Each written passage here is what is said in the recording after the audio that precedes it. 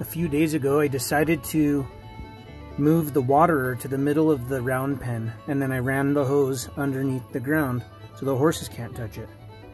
And in this clip right here, Sage came up and I got some of the orange ice out of my orange drink, and he looked like he was pretty pleased to eat it.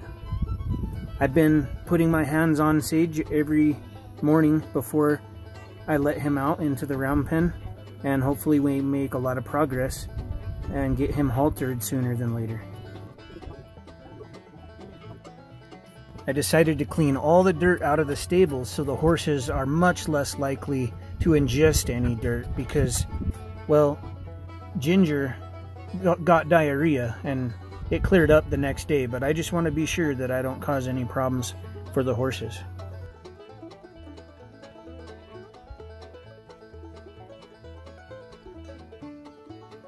Ginger and Sage are just getting so much bigger, and watching them gallop around the homestead is something like out of Jurassic Park to me. They're just such big animals.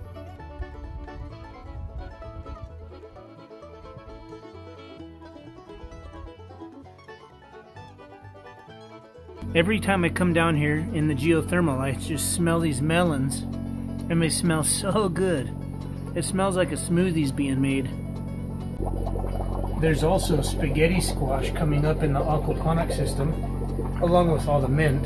I keep cutting this mint back and just adding it to my collection. The mosquito fish I put in here, they laid eggs on the bottom of this pump, so hopefully there's a bunch of little baby fish swimming around soon.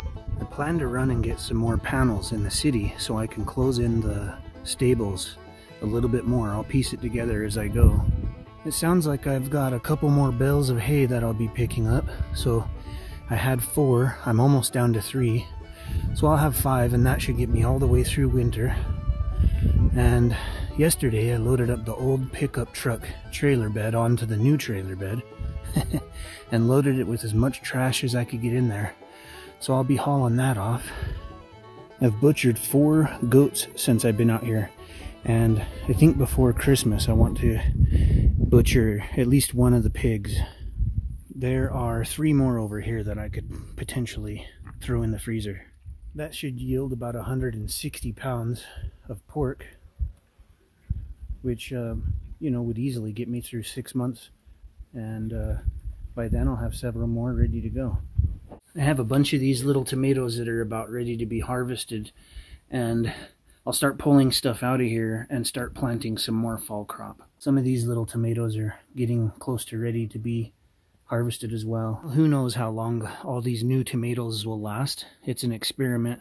If they come to harvest, I think that'd be fantastic, but I won't count on it.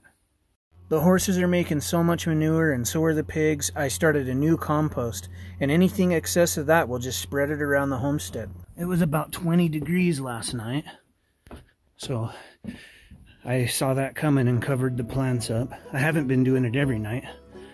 It's 47 in here this morning though. I've noticed that if it's going to be above 25, I don't need to cover anything. It all does just fine in here. But below that I cover it, and you know, there's a lot of new tomatoes and stuff coming in. And then in here I do have some fall crop. So there are spaghetti squash coming up throughout the garden here as other things are dying off. It looks like there's a baby one there. Broccoli will be ready soon. I've got all kinds of lettuce in here. New tomatoes everywhere. There's even a spaghetti squash over there that's getting close. Another couple days and I'll have to pull up all those melons and do something with them. This is my only tree that made it, but this apple tree seems to be doing just fine, just kind of going dormant. I've been starting to pile up branches that I've cut down around the perimeter, which would make it more difficult for coyotes to come through or anything like that. And it reduces the wind, you know, a little more privacy. Just kind of a cheap way to fence the perimeter even more so. I have an automated solar array here, so I'm gonna get some concrete, pour a pad, and I'll set this up with about 1,000 watts of solar on it. And it'll just automatically follow the sun, which will be, well, more efficient. I've dug observation posts around the entire homestead, and I'm using scrap material to dig and build a spider hole that I can enter from my property, and if necessary, I could exit outside of my property.